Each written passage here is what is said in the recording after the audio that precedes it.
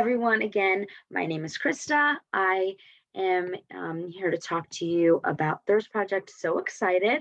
I am 19 years old and sorry, there's a chat. Thank you. Okay, it was just posted. So you go. I am 19 years old. Actually, I'm 20 years old. I just turned 20. How funny is that? I just recently turned 20, so very exciting. I'm from two places in this world, Beirut, Lebanon, and Westminster, Colorado. And today I want to tell you a little bit about myself, but most importantly, a whole lot about the water crisis, and then hopefully get you to join us in what we're doing.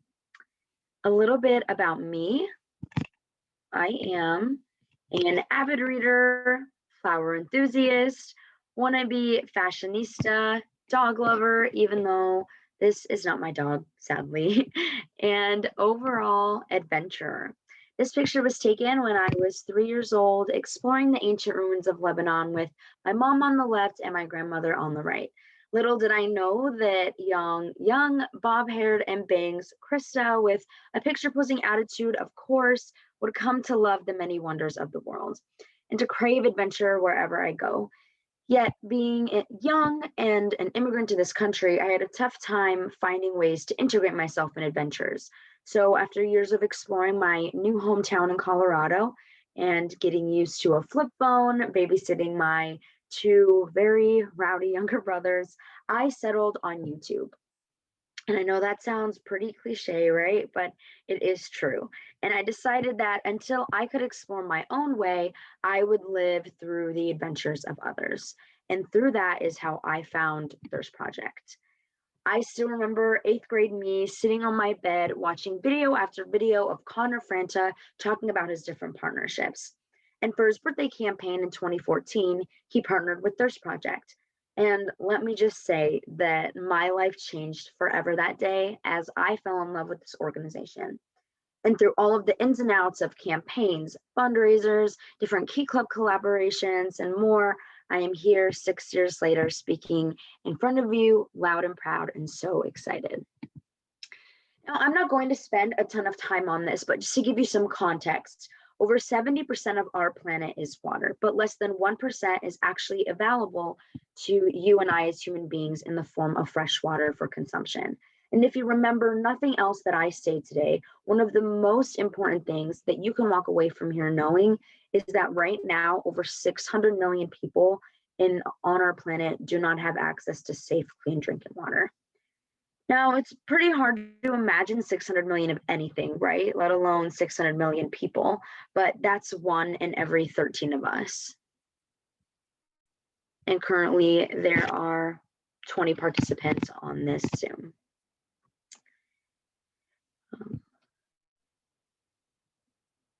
Sorry, lost my train of thought for 1 second as I was admitting people into this Zoom meeting. But awesome. If you think about it, we use water for literally everything. We use it for cleaning, cooking, showering, flushing the toilet. Hopefully you are washing your hands. And imagine doing all of those things with only 5 gallons of water. And on top of that, sorry, if you hear me like taking pauses, it's just that I'm admitting people into the Zoom, so I'm still trying to figure that out. But imagine doing all of that with only 5 gallons of water. And on top of that, imagine that water being so contaminated that it makes you and your family sick, or in many cases threatens to kill you. That's the context of what we're dealing with here. And if you think you could imagine on just living on 5 gallons per day, know that the average American uses about 100 gallons of water per day.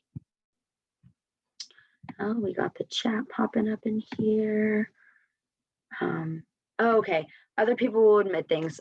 Awesome, love it. Thank you all so much. Awesome, okay. So waterborne diseases kill more people than AIDS and world violence combined, and that's including war. And I really quickly want to jump back to people living in water scarce areas. We talked a little bit about 5 gallons versus that 100 gallons. So the 5 gallon jerry can actually looks a little something like this. Can y'all see this yellow jerry can? Maybe, I don't know if I have my Zoom background on, so might be a little tough, but oh no, you can't see it. Let me see if I can take my Zoom background off for a second so y'all can see what this looks like. Here we go. Can y'all see it?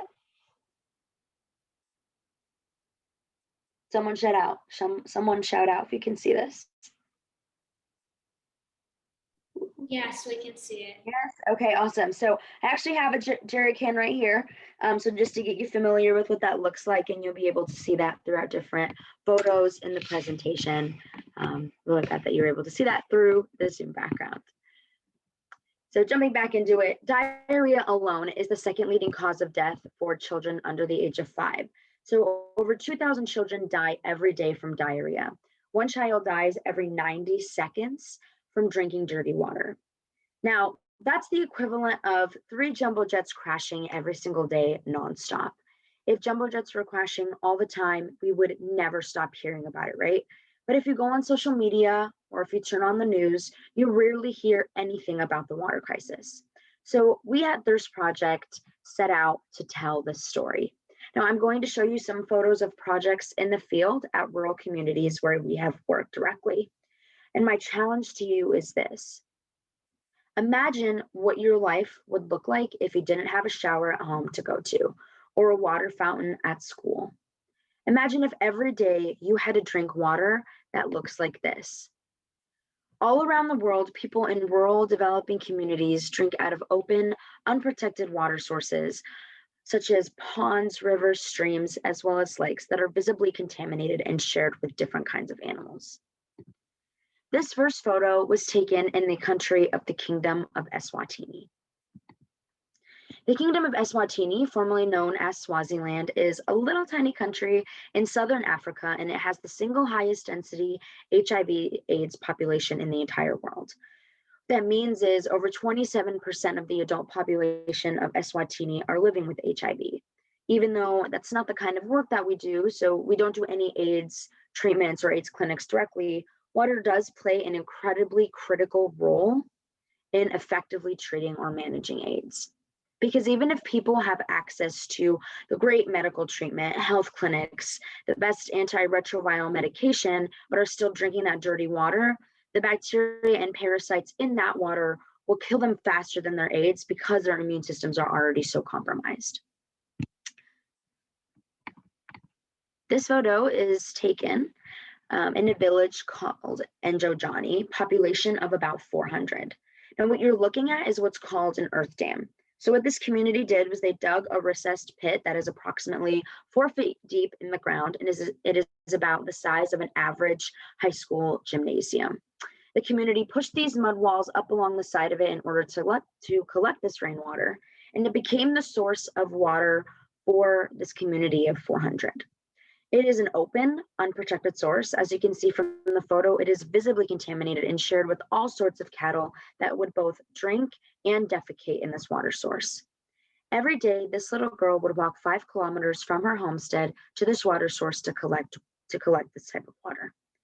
This is the water she had access to for all her daily needs, drinking, washing, cooking, cleaning, all of that.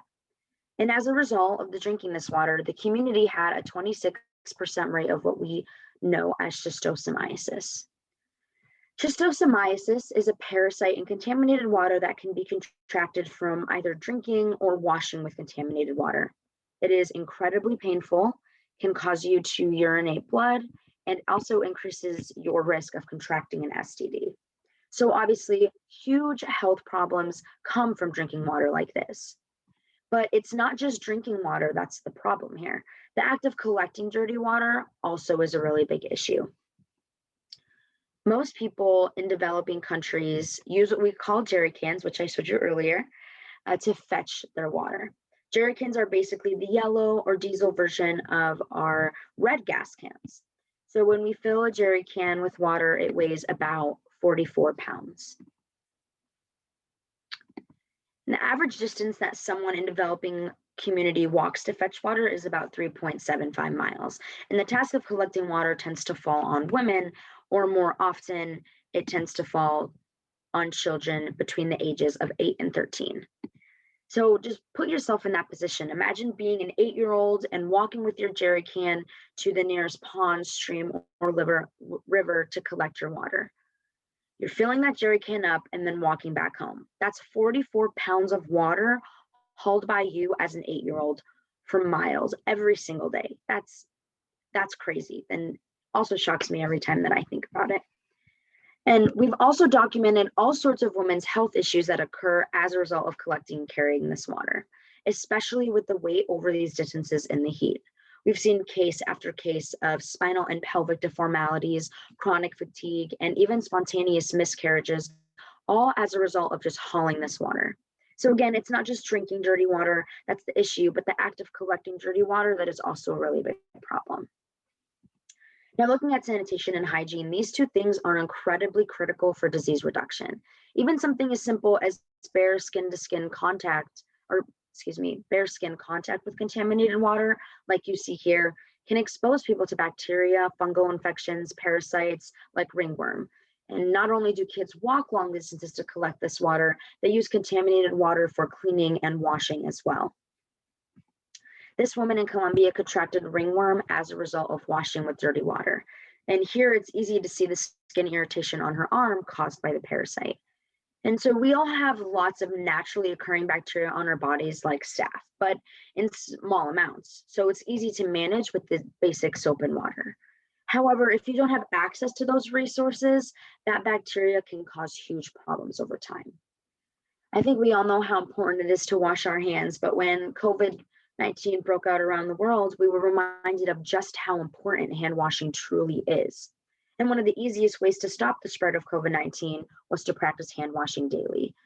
And clean water serves as that first line of defense for communities around the world to prevent the spread of diseases. Without access to safe, clean drinking water, or just safe water in general, communities are more vulnerable to the spread of different infections and illnesses. So with that in mind, it's not just drinking and collecting dirty water that poses an issue, but also washing with water is another problem we have to deal with. But one freshwater well can completely change the trajectory from being forced to drink water that looks like this and having access to water that looks more like this. So it's so amazing to see the difference. And we aren't doing anything revolutionary here. All we're doing is going into communities, hiring local drillers with these huge rigs that are able to drill deep about 200 to 300 feet into the ground, tapping into existing water tables and building fresh water wells to draw up safe, protected water for people. And when you bring safe water to a community, it's so amazing to see what happens. Disease rates consistently drop upwards of 88%. Child mortality rates can drop consistently by upwards of 90%. Suddenly, it means that kids who used to have to walk up to 8 hours a day to collect contaminated water don't have to anymore. They can take that time to go to school, to get their education. It means that women who used to have to walk 8 hours a day to fetch water don't have to. They can take that time to get jobs and contribute financially to their households. Water impacts every single sector of community life and development. Water literally changes everything. Here at Thirst Project, it's important to know where we have been and where we need to go. We were founded in 2008 when just 7 college students in Los Angeles heard about the water crisis and decided to do something about it. They collected all the money they had, which amounted to $70, and they used it to purchase cases of water and jerry cans. They went out to Hollywood Boulevard and they just started talking to people. They handed out bottles of water to people on the street and told them about the water crisis. They challenged people to carry these full jerry cans down to the Gap and back. People actually gave back for the water they took. And in one day, that turned that $70 into $1,700. After that, a few people from local schools invited them to speak about the water crisis. And those schools did fundraising over $12,000. They gave that money directly to us to build water projects. And that was when I realized that not enough people were activating the young generation around this issue. So we created Thirst Project. And what we do is exactly what I'm doing with y'all right now. We travel around the world right now virtually, speaking at middle schools, high schools, and colleges to educate students about the global water crisis, challenging you to help us end it. Students all over the country have stepped up to help us end the water crisis in so many amazing ways. And back in Los Angeles, the entertainment community has embraced us as well.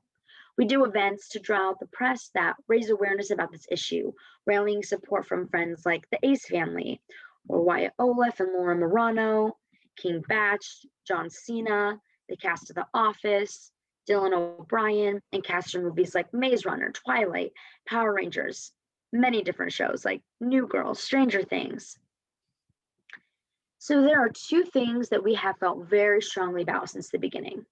Number one is that if a student could only give $1, then 100% of that dollar would go directly to building water projects, without Thirst Project taking any admin or overhead for operational expenses. And the only way that we can do that is if we had a separate group of people paying for all the stuff that nobody wants to pay for, like travel, post-it notes, salaries, So we built our board, and our board is a group of 17 completely epic individuals who give insanely large amounts of money, knowing that none of it will go toward building wells, but that all of their money will go toward the stuff that nobody wants to pay for. So that way we can ensure and guarantee that students and public donors, that 100% of their money goes toward building water projects. The second thing that we felt really strongly about was that if a student, club, church, whoever may it be, if they raised $12,000 to fully fund a well, we wouldn't just say like, thank you for your $12,000, see you next year. But we would send you the name and details of the community that you funded directly.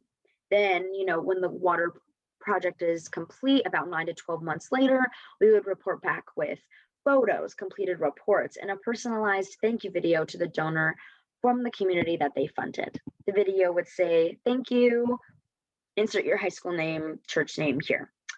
So I quickly want to show you this video of a personalized message. That way you get a good idea.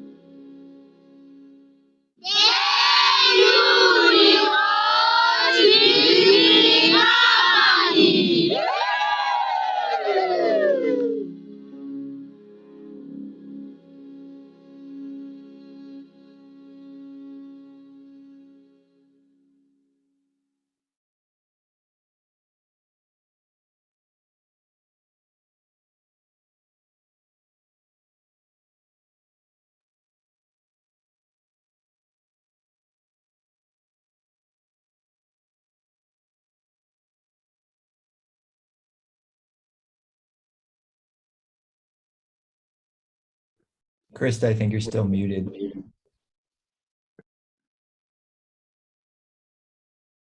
Thank you very much. I appreciate that.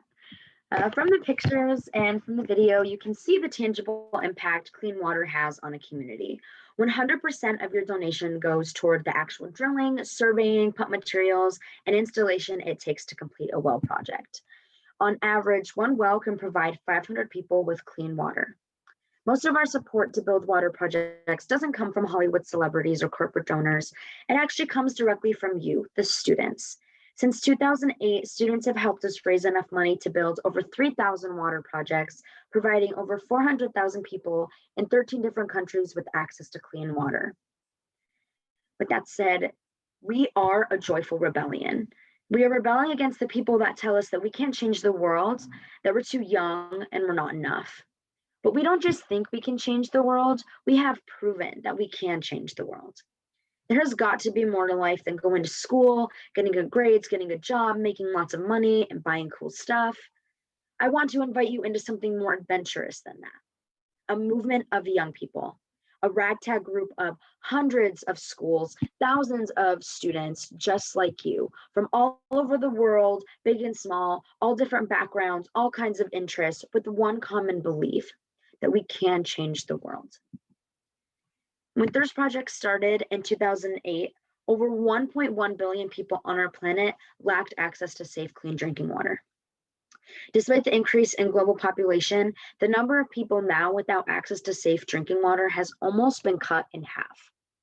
Today, over 600 million people are living without access to safe, clean drinking water. And while that may still seem like a huge number, we will, without question, be the generation to push the water crisis into the history books.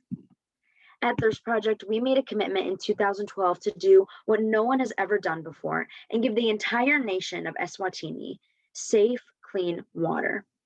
The reason we chose Eswatini is, number one, it's a small country. There are only 1.3 million total people in the country, so it's an attainable goal to provide the entire population with safe, clean drinking water.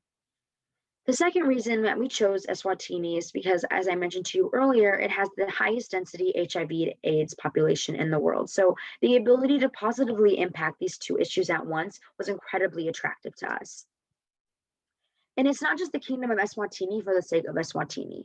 When we are finished, Eswatini will serve as an amazing case study to take to the UN, the current administration, and other water organizations to attempt to replicate everywhere. By solving the water crisis in one country, we'll be able to measure how water actually gives life. We'll be able to see how quickly people come out of poverty. With access to clean water, we'll be able to see and measure increased levels of health and sanitation, food security, educational opportunities, and overall economic productivity. We'll use this data to push other water orgs to adapt our model of a complete solution. And it has truly been so amazing to see what students have done in just 11 years. We've seen students host walks for clean water, talent shows for clean water, basketball tournaments, even start their own Thirst Project clubs. Computer got a little stuck there. And other students have taken actions as individuals, or they've raised money online, or some have done both. Take Jaya, for example, who gave up her birthday for clean water by creating a fundraising page. If COVID has taught us anything at Thirst Project, it is that water is the first line of defense when it comes to stopping a pandemic. Water is essential for sanitation, hygiene, and without it, people can't wash their hands to stop the spread.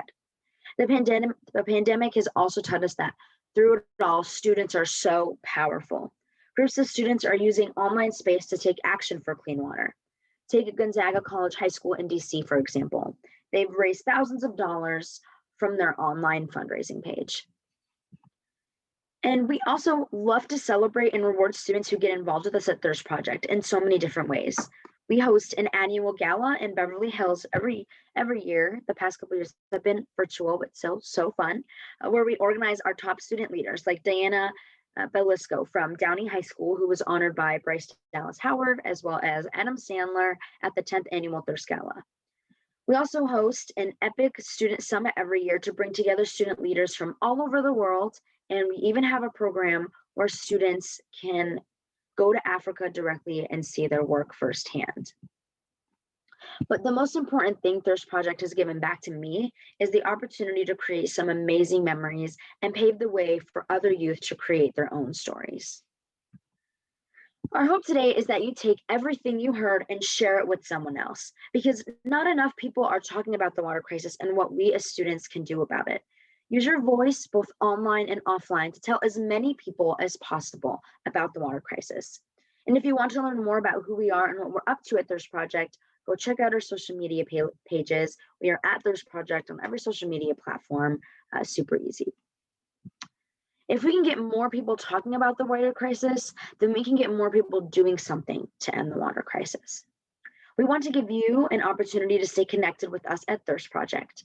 So even though I can't see all of you, I want you to take out your phones. I'm going to trust that y'all will take out your phones, and I want you to text the word thirst to 97779. So that's thirst 97779, and I'll drop it in the chat as well at the end of the presentation so you have that.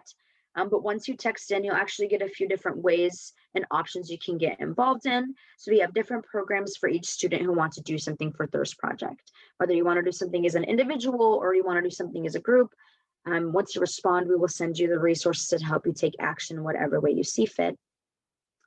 But just know that you are one text message away from changing the world. So let that sink in for a second. You are one text message away from changing the world.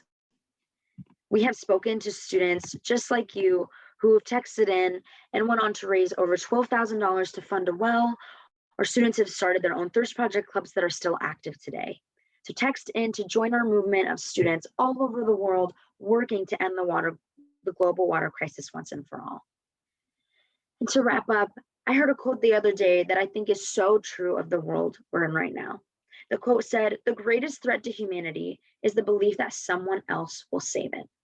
Now, how much of a waste of my time and your time would it be if you sat and you listened to this presentation, you were very respectful, and you got up, you walked out of the room, and you held this belief that someone else was going to do it. Someone else will help, someone else will take action. Well, my challenge to you is this, that you are that someone else. You're the person we know right now that can help us end the water crisis. You don't have to be older. You don't have to have more money. You don't have to have a higher education to make a difference. Take my advice from the little girl living in a third world country to now speaking in front of you today, that you can create adventure in wherever you go with anything that you do. Don't let anyone tell you that you can't pave the way for your future because you are too young, you don't have enough money, you aren't good enough.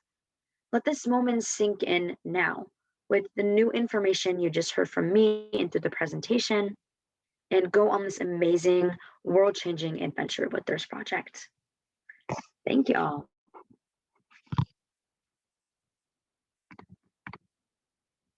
I'm going to stop sharing. Thank y'all for listening in on that presentation.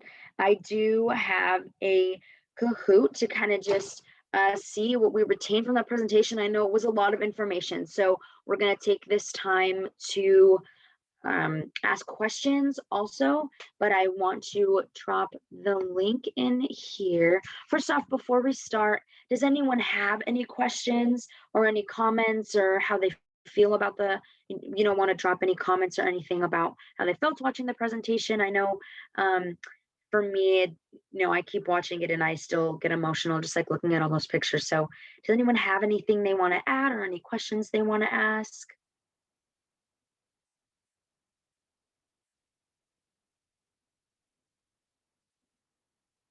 It's okay if you don't have any right now. You can always ask like throughout the presentation. But who wants to play Kahoot? Who's excited? Who here has played Kahoot before? Could just drop it in the chat.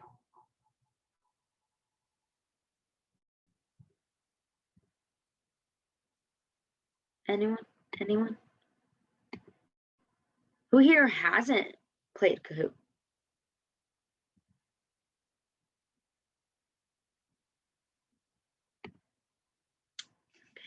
Okay, well, that Is it okay? Well, we're going to try it and see if it works. And then I'm going to share my screen. So let me just get this up here for you. So I'm just going to share my screen.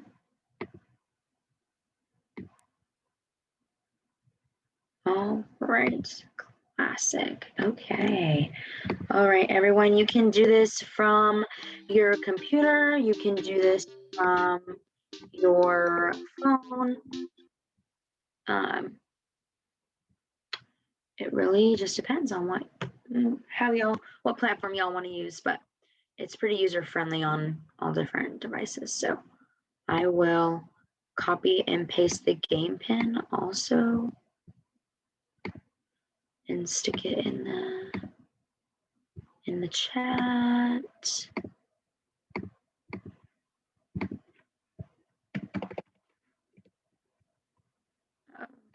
Computer is freezing. Oh no. 813.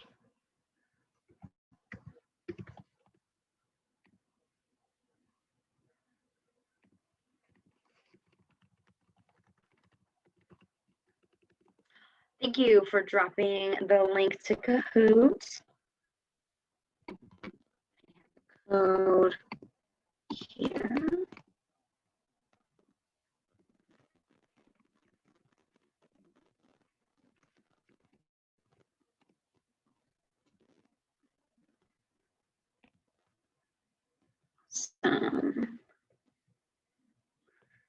Okay, we got, yes, people coming in, so exciting.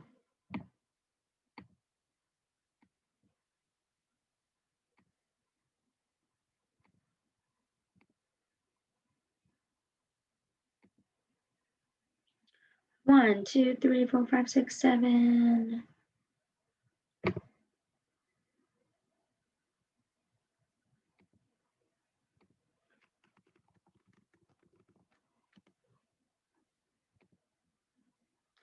All right, y'all.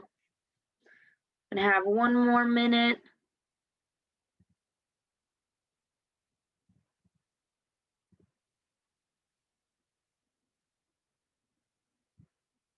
We got 9 people joined. There's 17 people on here.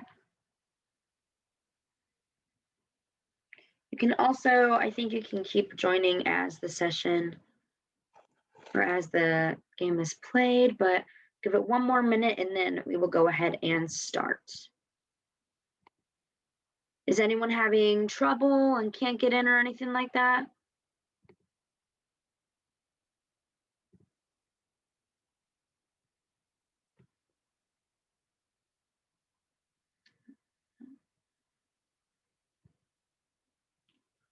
Okay, well, we are going to go ahead and get started. And then if anyone wants to hop in, we have that game code and the link to Kahoot in the chat.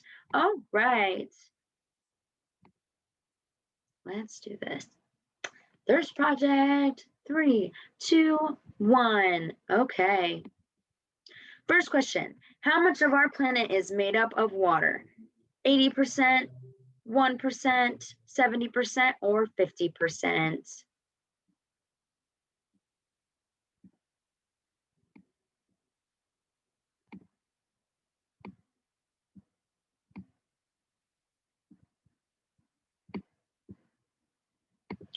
Good. Yeah, so it was a little bit confusing. It is 70% of our planet is made up of water. So great job. One is in the lead. Love the smiley face. All right. True or false? The average American uses about 100 gallons of water per day.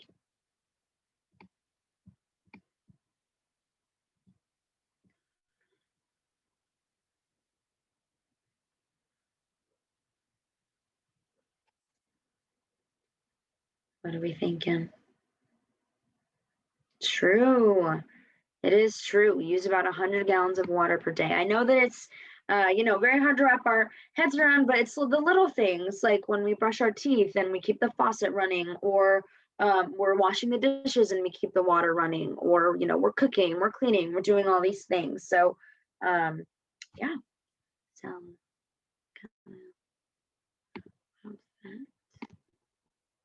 next. Diarrhea is the blank leading cause of death for children under the age of 5.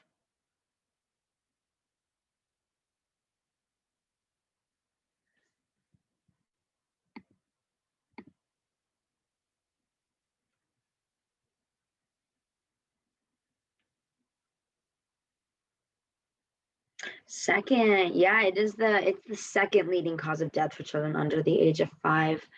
I'm not sure what the first leading cause of death for children is. I'm gonna have to look into that, but I'm gonna look it up and then I'm going to get back to you. All right, let's see. Jay has the highest answer streak of 3. Look at that. All right, next question. What country has the highest density HIV/AIDS population in the world?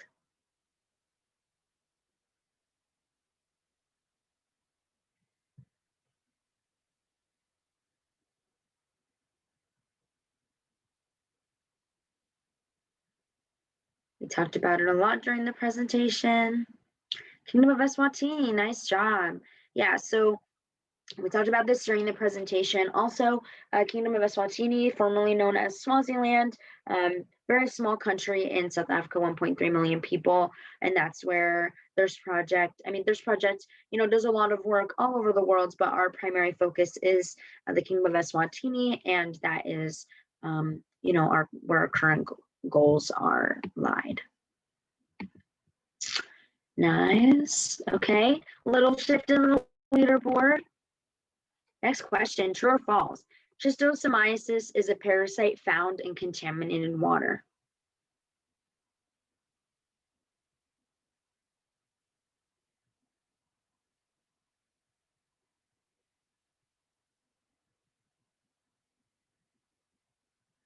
True. Yeah, it is true. I also just looked it up, and it says that the leading cause of death in children is like unintentional injuries, falls, stuff like that. So, just wanted, if anyone was curious, wanted to know. All right. Another little shift in the leaderboard. Jay is still keeping the lead. When you fill a 5-gallon jerry can, it weighs blank pounds. This one's a little tricky. You got some numbers that are close to each other.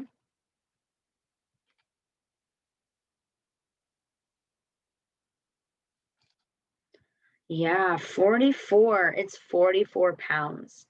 It seems like a lot more when you're carrying it a long way. I have filled up a jerry can and did a walk for water with it, and it did not feel like, it felt a lot heavier than 44 pounds. So next question. True or false? The average distance that someone in a developing community walks to fetch water is 2 miles.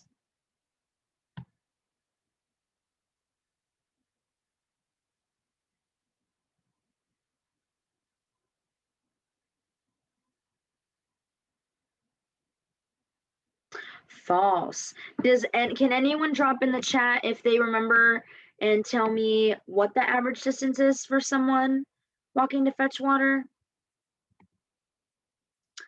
No, it's not 1 mile. Any other guesses? Okay, three's pretty close. Any other guesses? 4. Okay, it's right in between 3 and 4. 3, close, 3.75 miles. So a little over 3.5 miles, little under 4. Obviously that also, it could be longer, it can be shorter, but that's just the average per like our surveying. So 3.5 is pretty close. It's 3.75. Yeah. over 3, little less than 4. All right. Our next question is, what year did Thirst Project start?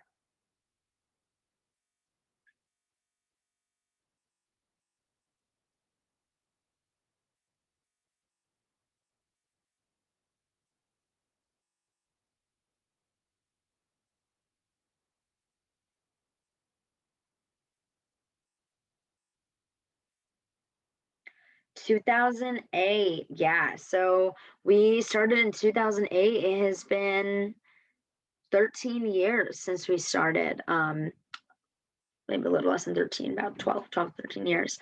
So 2008, yeah. Who remembers who can recall from the presentation how many people started Thirst Project?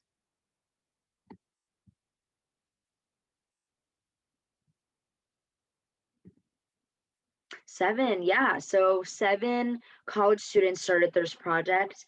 Um, if you like want to learn more about Thirst Project, Seth Maxwell is the CEO and co-founder of Thirst Project. So he still is really heavily involved with the organization. So yeah, 7 college students. Nice job. Y'all are doing awesome. All right. Oh, Jay, you were who's me? I read that and I was like, I'm not playing. What? Okay. And no one wants to reveal themselves. That's okay. That's okay. All right. How many people in this world still lack access to safe, clean drinking water?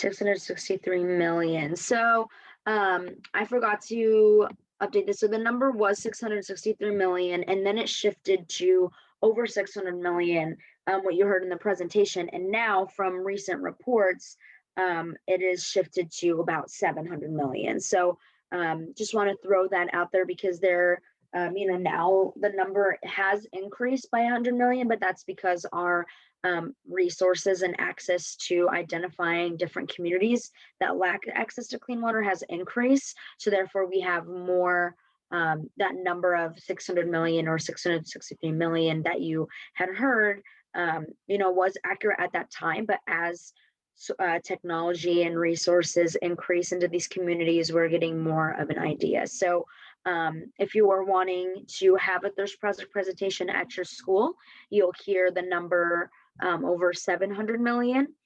So I just want to throw that out there because I know it can be a little confusing to hear all these numbers kind of thrown around and what that means. But for this presentation, you heard 600 million and 663 million. So just keep it in mind that it is now 700 million as of a couple weeks ago or a month or two ago per like the event. So yeah. All right, last question. How can you get involved with Thirst Project?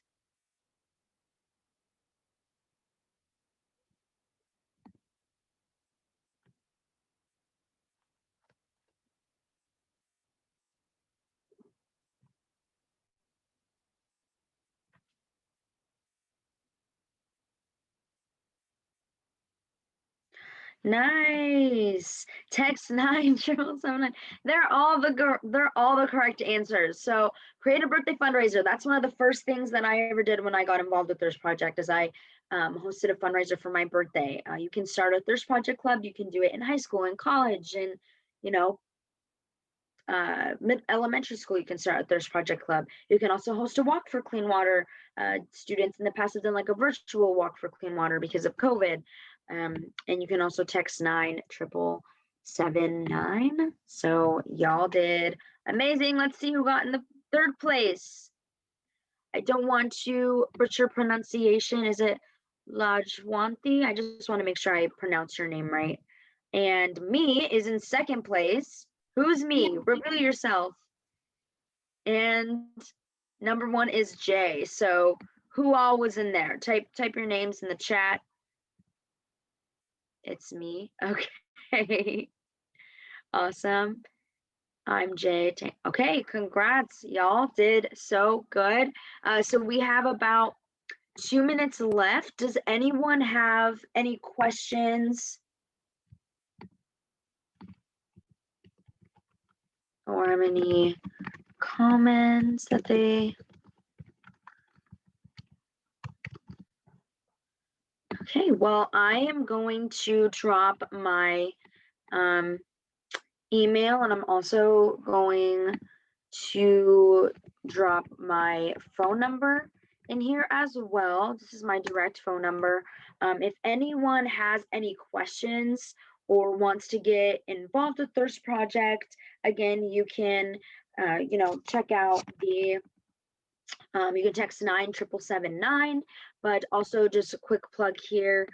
So we are actually doing our school tour, and it is going to be with Legacy Youth Leadership and Thirst Project. So if you are, so Legacy Youth Leadership is, here to help you.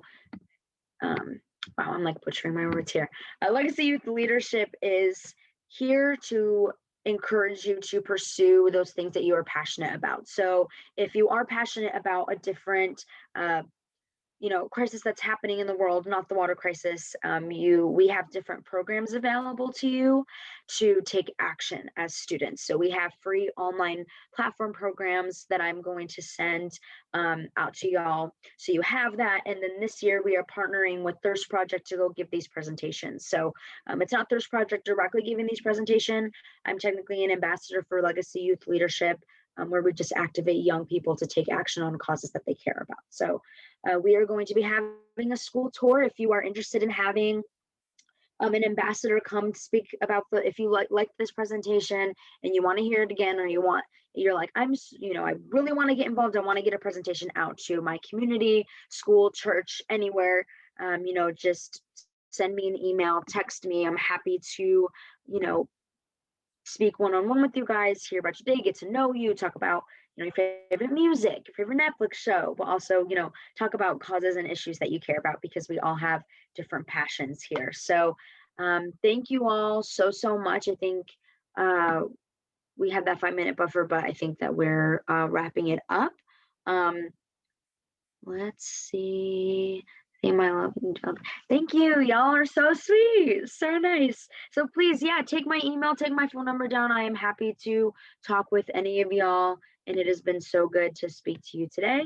I think that we are wrapping up this session. But if you have any questions, or you want to unmute for a second, just I'll stick around until I'm told to head off. But yeah, y'all are awesome. Thank you for being here and for being, passionate people. It's so awesome to see y'all in the same space learning about different things. What are some other sessions y'all have been to that you really enjoyed? You can just shout them out. Oh, they said we're closing it out. Okay. All right, everyone. Thank y'all so much. I hope you have a great rest of your day, evening, wherever you're coming in from. And send me an email, shoot me a text. And I will see y'all. Hopefully see y'all again.